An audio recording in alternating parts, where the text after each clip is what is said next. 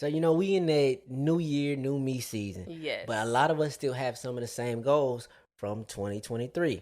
And a lot of y'all, and I know for sure because y'all came up to me and asked, You a did. lot of y'all wanted to start a podcast. Yes. I got good news for you, player. Spotify for podcasts is here for every need you have. We've been using Spotify for podcasters since we started our podcast. It's so easy. You literally record, edit, and upload all from your phone, your computer. So no matter what your setup looks like, you can start now. Yes, get your conversations, your opinion, your views out to the world. People need to hear you. You can distribute your podcast to Spotify and anywhere else that podcasts are heard. With Spotify for podcasters, you can earn money in a multitude of ways. Ads or podcast subscriptions. I mean, it's an easy way to get your visions out to the world and earn some extra pocket change. Yeah, my favorite thing about all of this is free 99. Yes. They don't charge you a dime. So you really got nothing holding you back. Today, not tomorrow, today. Let's be heard. Spotify for podcasters. Let's be seen. Welcome back to another episode of the For the Healthy Host podcast, where we talk about self-awareness, conscious living, and everything in between. I'm your host, Ree. Thank you so much for joining me and allowing me to be a part of your journey. It is literally so gloomy today. It's so cold, and I'm really gonna need some consistency from the weather. Like, I don't know what to do. And I guess with it being gloomy, it's affecting my mood. Also, I'm PMSing, so that could have something to do with it too. My mood was so meh and blah, literally. But the moment I sit down in this chair and start to record this podcast, my energy just shifts, literally every single time.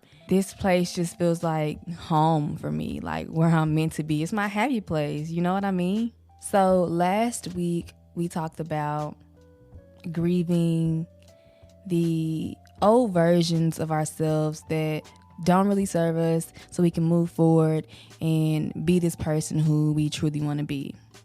I think when we're talking about grieving old versions of ourselves, it's important to note that some of those versions of us, we really didn't have a say. We really didn't have a choice, because of our upbringing, because of how we were raised and who raised us. So many of our beliefs are actually not our beliefs. They're our parents' beliefs. They're our parents' parents' beliefs. You know what I mean? So you have to admit that some of those versions of us, and maybe even some pieces of us today, aren't really us. So I feel like you can't talk about grieving old versions of yourself without talking about reparenting yourself. And all that reparenting yourself is meeting the needs of your inner child and taking the sacred responsibility to be the parent that you really needed when you were a kid. While doing so, it's important to think about, the trauma and what you missed out on and how it affected you. You really want to connect with your inner child and let go of any guilt or shame that you might feel during this process. I also want to note that my mother, I'm an only child. I was raised by a single mom. She did the best she could with what she had, with the knowledge that she had, with the resources that she had. She did the best she could. And I have nothing but love and compassion for her. But also some of the things that I was raised on and things that I was taught, whether it be conscious or unconscious, or things that she verbally, taught me, or whether it be things that I noticed just from observing her as a kid. A lot of it really set me up for failure and had obviously a big, a big factor with how I view the world, and also believing what I'm capable of. And just thinking back, when I thought about recording this episode, I told myself, I said, this is going to be triggering for you. But sometimes you have to work through triggering things to get to the other side. So excuse me if my energy is like, seems low, but this is literally me exposing myself, not really exposing, but just being really, really vulnerable. Feel really emotional right now. I don't know, but yeah, I knew this would be triggering. I knew it would be kind of hard for me to work through and get through, but we're gonna get through this like a champ. I also think that sometimes we as children fail to realize that our parents are actually people. You know what I mean? Like, they're people. Outside of being our parent, our mother, our father, they are people. And they have their own shit way before we even got here. They're dealing with their own shit, their own trauma, their own mental health issues, whether they're conscious or unconscious about it. They're dealing with these things, and that can definitely have an effect on how we're raised. Doesn't make it okay, but it's the truth. And I definitely think that obviously everyone, parent, if you're not a parent, it don't matter. Like, everyone needs to deal with their shit, because I want us all to heal, number one. But number two, especially if you have children and you put kids in this world and you have to raise these kids, you want to heal for you, but you got to heal for them as well. With that being said, let's go ahead and get into some of the ways that I am reparenting myself. And I think that, like I said before, how we reparent ourselves is going to look different for every single body. You know what I mean? It's going to be completely different. But like I said before, think about what you missed out on, some of the things you went through, and be the parent that you feel like you needed.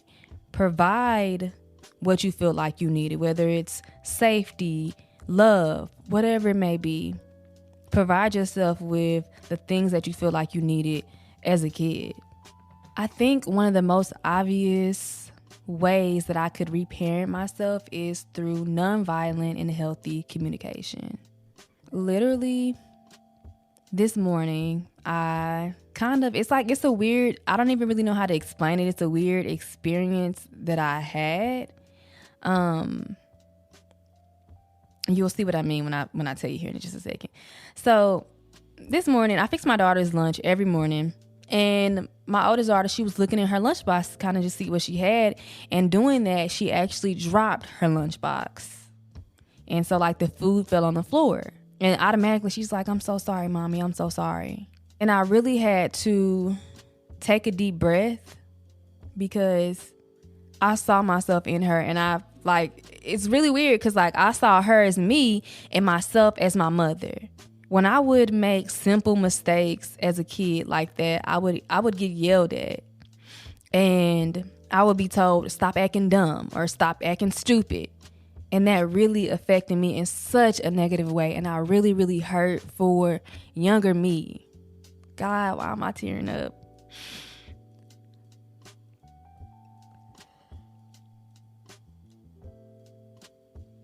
I don't know if it's because my period isn't. I don't know.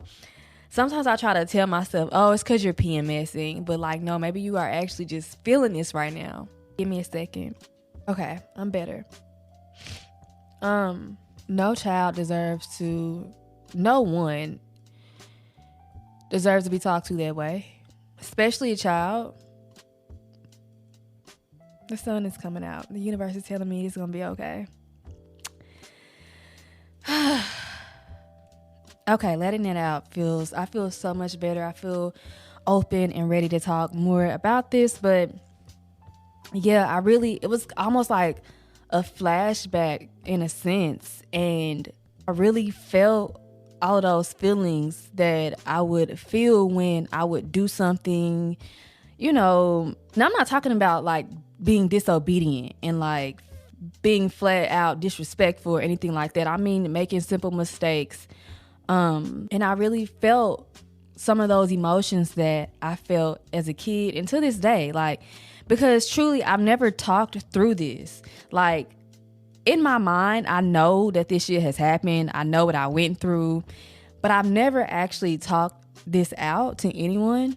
So this is low key, high key, like therapy for me right now.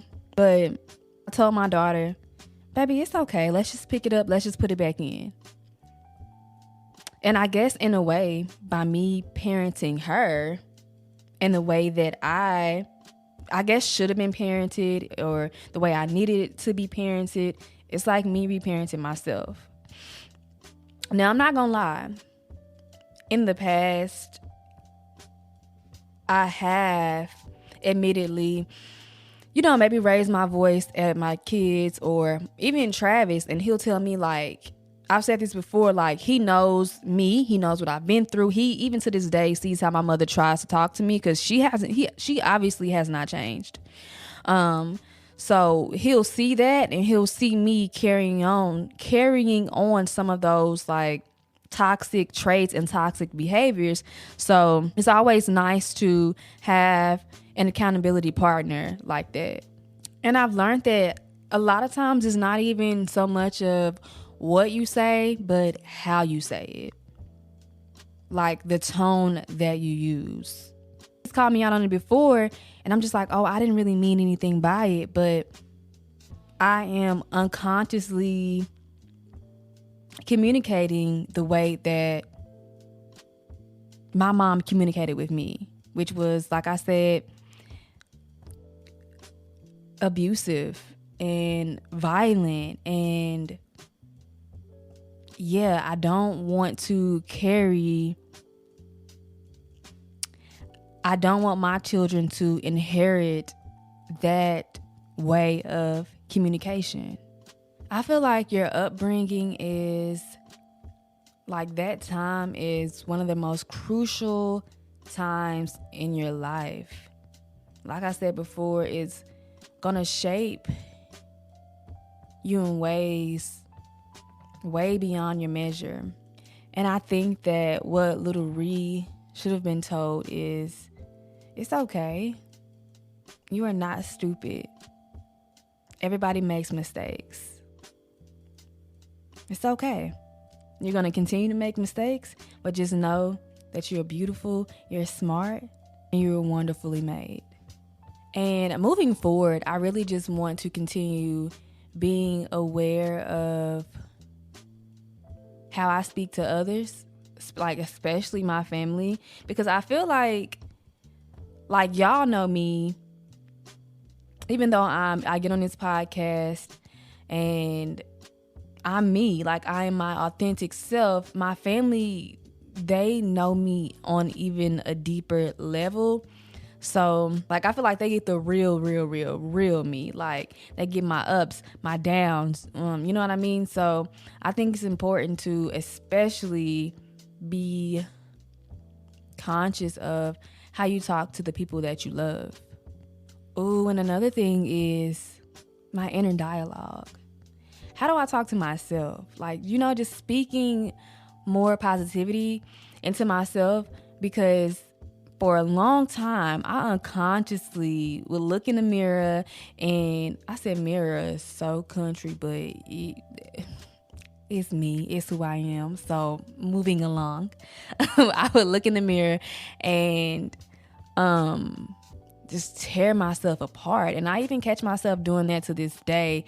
And although my mom didn't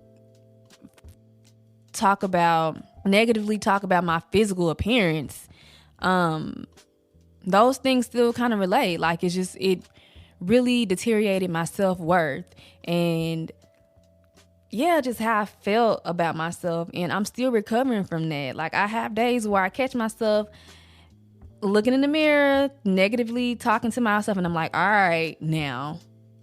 You know what I mean? So definitely want to have better conversations with myself, or talk nicely to myself, because I deserve that. Like little Ree, she deserves that. Okay, the next thing is letting go of perfection. And I know I done talked about this before, and I'm learning to let it go, and I think kind of like previous thing I just talked about, healthy communication and nonviolent communication, I think it really aligns with letting go of perfection, because when I make a mistake, I'm yelled at, I'm going to think that I need to be perfect. And perfect doesn't exist. And again, this is something that really set me up for failure and deteriorated my self-worth, because I'm chasing unrealistic expectations. Like, perfection doesn't exist. And it's so ironic, because although perfection doesn't exist, I'm perfect just the way I am. Like, knowing that and existing in the fact that I'm perfectly imperfect. The need to be perfect put a lot of stress on me, and it allowed me to do things that I really didn't want to do, all in the name of being perfect. It caused a lot of my unhappiness, a lot of my anxiety, because I was trying to be perfect, but not only perfect, but perfect in someone else's definition of perfect. Like, if that makes sense. I think a large part of, especially like my high school and early college career, I didn't want to disappoint my mother. I wanted to be perfect for her. You know what I mean? Like, I don't know, it's really weird, but I was kind of living for her, not for myself. And I was really, really unhappy during that time. I didn't know who I was. I damn near didn't know who I wanted to be, but I knew who she wanted me to be. You know what I mean? And it was my goal to be that person that she wanted me to be. And although she may have not realized, when I say she, I'm talking about my mother, she may not have realized the pressure and the expectations that she was putting on me. It caused me a lot of stress.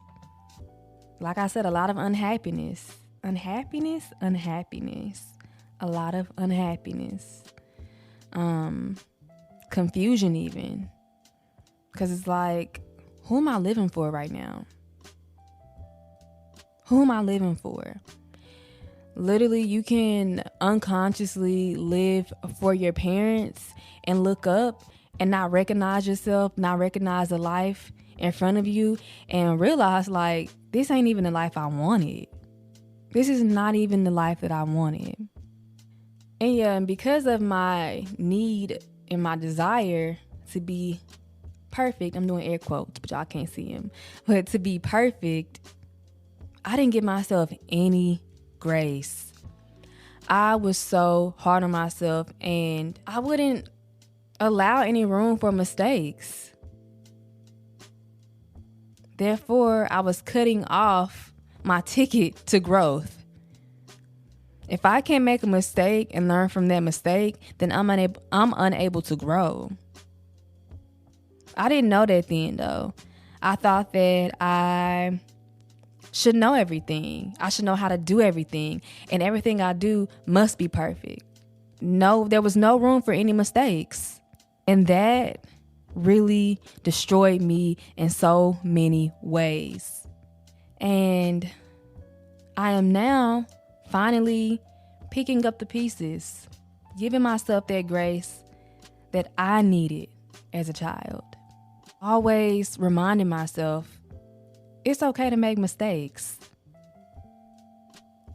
In order for you to grow, in order for you to blossom and learn and just be this ultimate version of yourself, you have to make mistakes. I've got to make mistakes.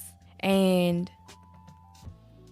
I've once heard Oprah say that she doesn't really look at mistakes or failure as failure. She looks at it and she approaches it as if, like, how can I grow from this?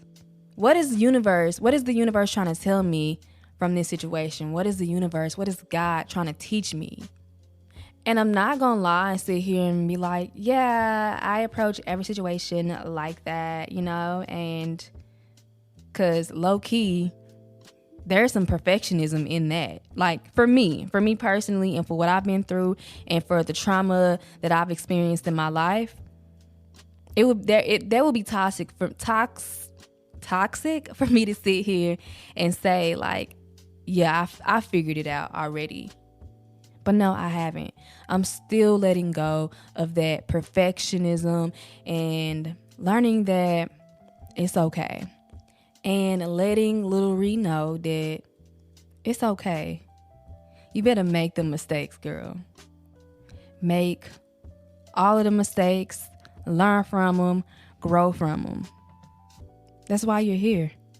Another way that I am reparenting myself is honoring my creativity. By nature, I'm like just this really creative person. And there's no, like, this is limitless for me. Like, I was going to say, there's no cap to that. But I didn't want to use that word choice. But no, like, that part of me is limitless. It doesn't start anywhere and it doesn't end anywhere. I have always loved drawing.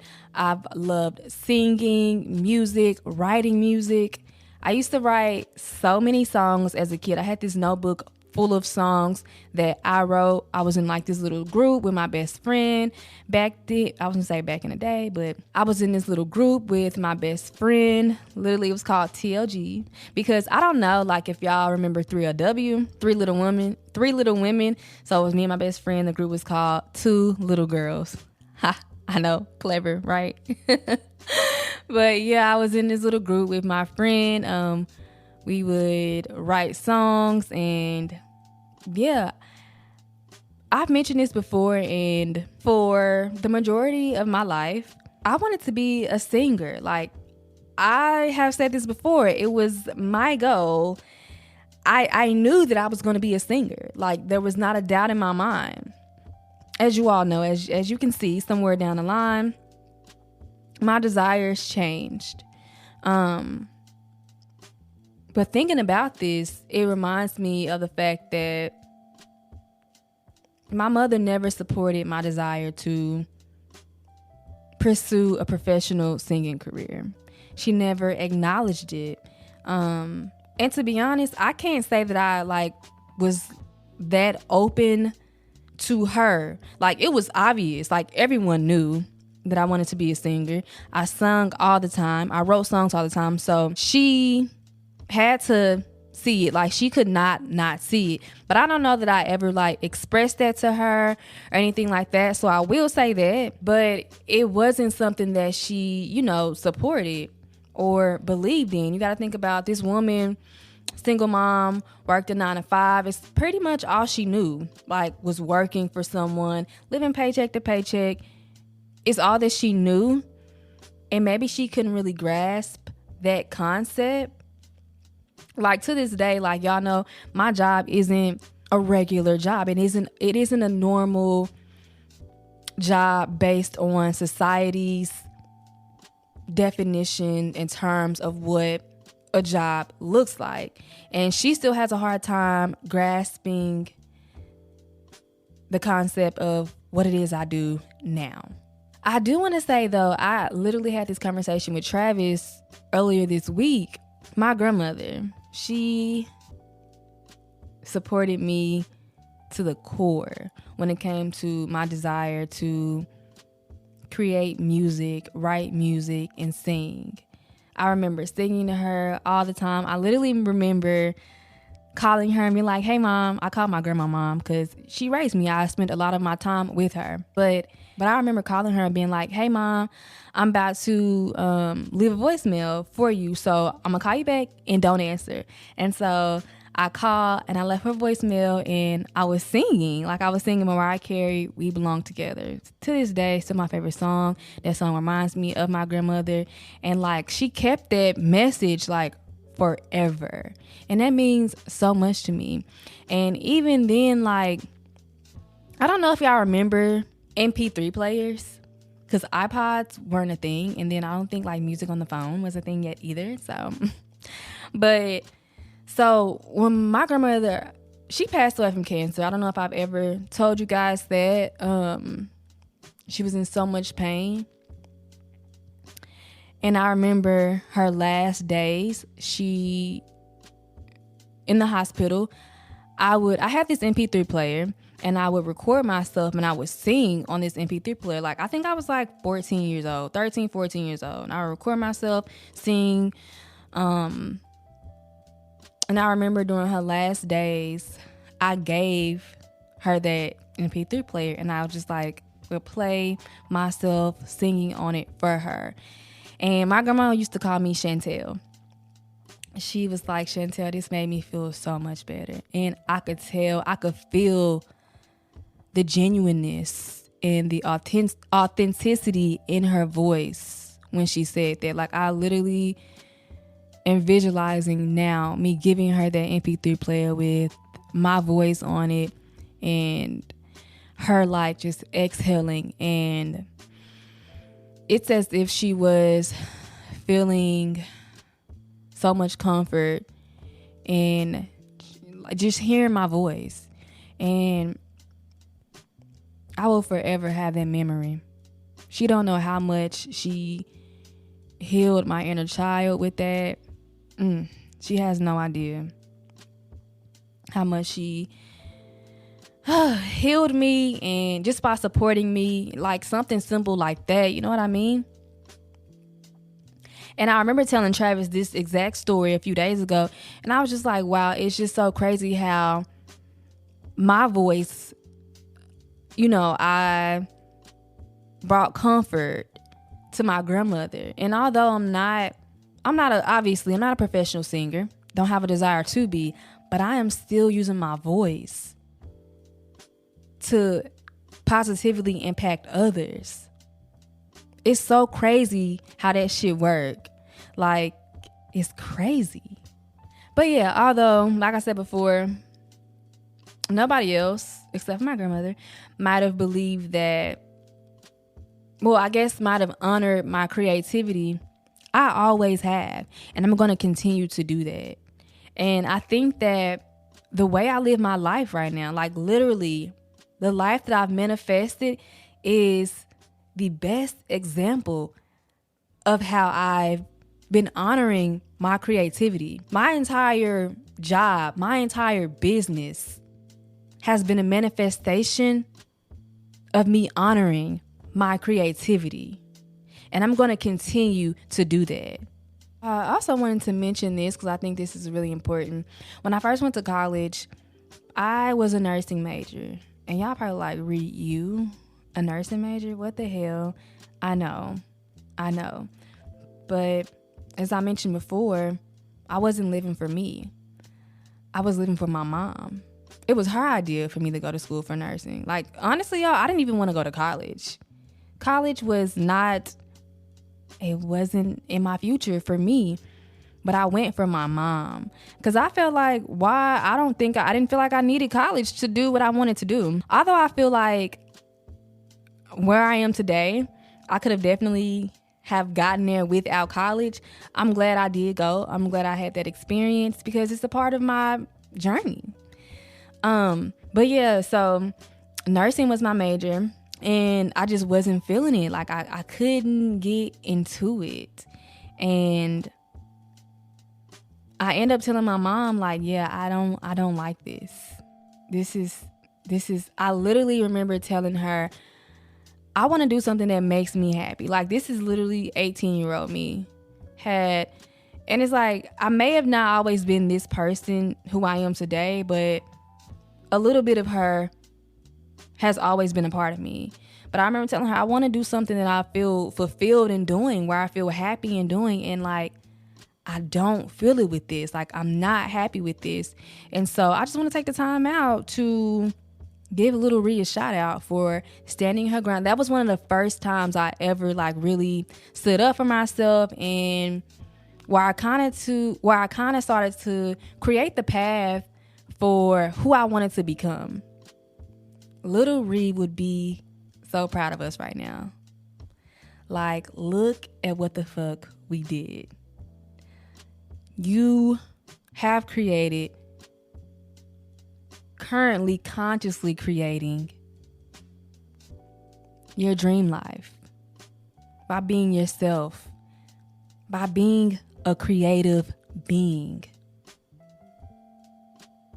You did this shit. We did this shit. It's possible. It's 100% possible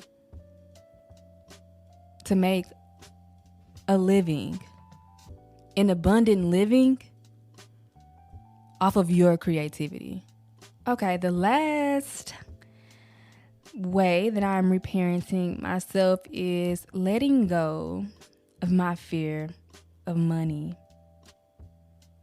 Letting go of my fear of money.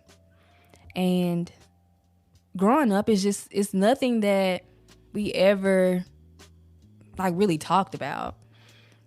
Like I said, my mom was a single mom, worked a 9 to 5, and pretty much lived paycheck to paycheck.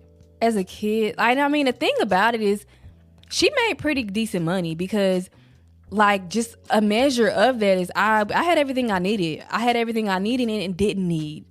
You know what I mean? It's just that we never had those conversations. And I do understand, a kid needs to be in a kid's place. And it wasn't necessary for me to know the details of our financial situation, but I do think it's important to have those money conversations with children so that they can comprehend and understand these conversations surrounding money. It's necessary to have those conversations. And no one ever had those conversations with me. Whew, I'm sorry, I'm out of breath. I really tried to come back here like I didn't just run downstairs because my doorbell rang. But I really tried to run down here, come back up here like nothing happened. But sorry, give me a minute. Yeah, so no one ever had those conversations with me. So I've developed this fear of money. But it's because I'm not as knowledgeable about the topic as I need to be. That's the only reason. I know that's the only reason that I have some level of fear and anxiety surrounding money, because there's a lack of knowledge. First things first, money is energy. So whatever energy you give to money is the energy that money will give back to you. So if you scared of money, money gonna be scared of you. You have this great relationship with money and you understand that it's a resource and it's energy, more than likely you'll have a great relationship with money. For me, I know that I need to continue educating myself in financial literacy. And I mean tangible actions that are convenient for me to add to my lifestyle. A large part of my fear of money stems from lack. Thinking that I may run out of money. Like, no matter how much money I'm making, there's a fear that I may run out of money. And that comes from within. Like, you know what I mean? That's a mental fuck. Like, lack and fear literally coincide with one another. Money is supposed to flow. It's like a river. It comes and it goes. And I know this. I know that. But because of how I was raised, because of the lack of conversation surrounding money, I have these thoughts and these beliefs that maybe not even my thoughts or maybe not even my beliefs, but I have these unconscious thoughts that maybe one day I'll run out of money. Like, I'll never have enough money. And I don't want that to be my story. Like, I don't want that to be my narrative anymore. So I think it's important we really just obviously educate ourselves, but change that narrative. Change my thought process surrounding money, because I've read books about money, and I think it just comes with time. Like, yeah, I've read books, and yeah, I know that money is energy, but I still have to unlearn. And it's so crazy because, like, unlearn what? Like, I don't know. It's like money was always the elephant in the room in my childhood. You know, when I think about money, I think about the law of Dharma in the book, The 7 Spiritual Laws of Success by Deepak Chopra. The law of Dharma is basically, I've spoken about this before on a previous episode, But basically, we all have a talent, a purpose, and we need to live in that purpose. And by living in that purpose, we are going to positively impact others. And by doing so, more abundance comes to us. It's like a trade. Like, we share our talent, our purpose, ourselves with the world, with society, and in return, we have abundance. We're given financial abundance. Like, every form of abundance that's possible is given to us just by living in our purpose and sharing our gift with the world. When I think about money, I love to think about that law because it just puts things into perspective for me. But yeah, I still have tons of healing to do in that area. And honestly, my fear of money, like I said, is rooted in my ignorance and also the lack mindset. Like, that's something that I'm still working on. I think on a day-to-day basis, I feel pretty good about money. I feel pretty good about my space in society, my space in the universe, in this world, and the abundance that is indefinitely coming to me. But I think I do have some days where I'm like kind of worried, you know what I mean? Or I feel like, just to be fully transparent, like after this brand deal, I'm not going to get any more. Oh, you know what I mean? Like, just always having that like mindset and being worried. But yeah, I really got to understand that because I'm living in my purpose, abundance will forever flow to me. It will forever and definitely flow to me. And you too, and y'all as well. I just really gotta continue in trusting and divine timing and the universe. And like I said, believing that as long as I'm doing what I'm supposed to do, abundance will flow to me.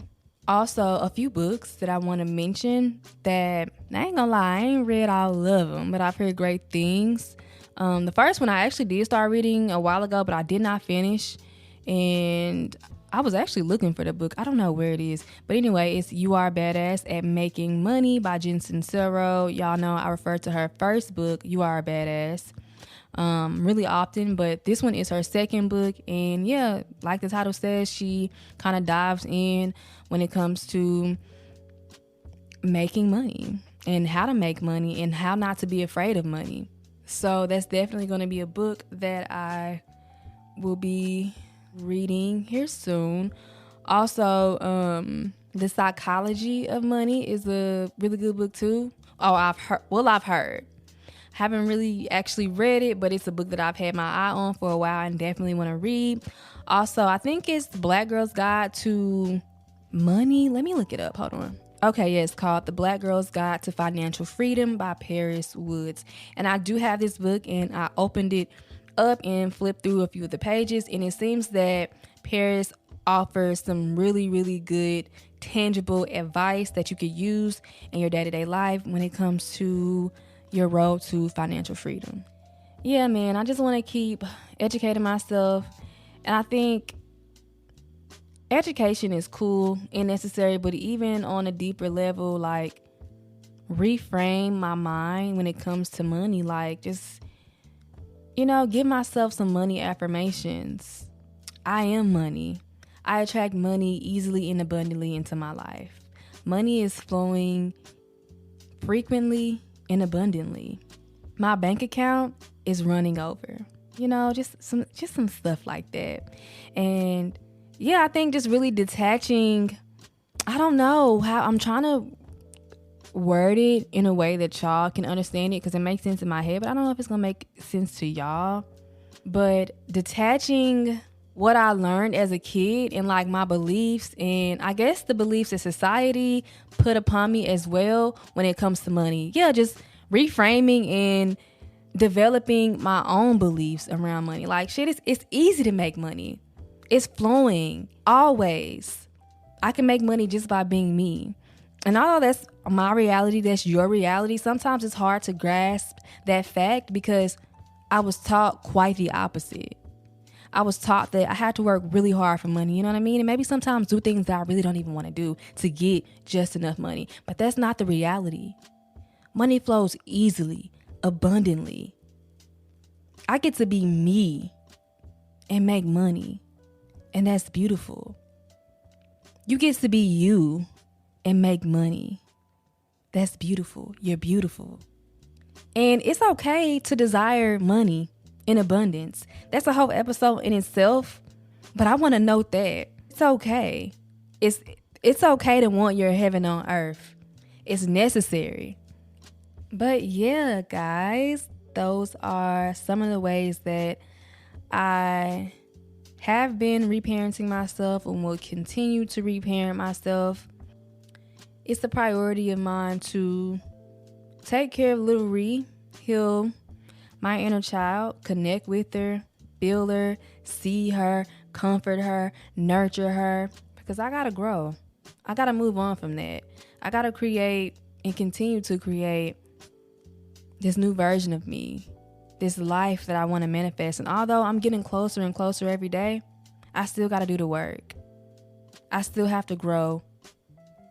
And by doing so, I gotta nurture the little me, letting go of the shame and the guilt and the anger. I'm letting it all go. I'm sending you all so much love and peace and safety and joy and abundance on this journey to reparenting yourself. I love y'all. You can do this. As you can see, it can be triggering to face some of the shit that, you went through, but it's necessary. It's necessary. You can do this. If I can do it, you can do it. Sending you so much love, and I will talk to you in the next episode. Bye. Why did I say bye like that? Bye.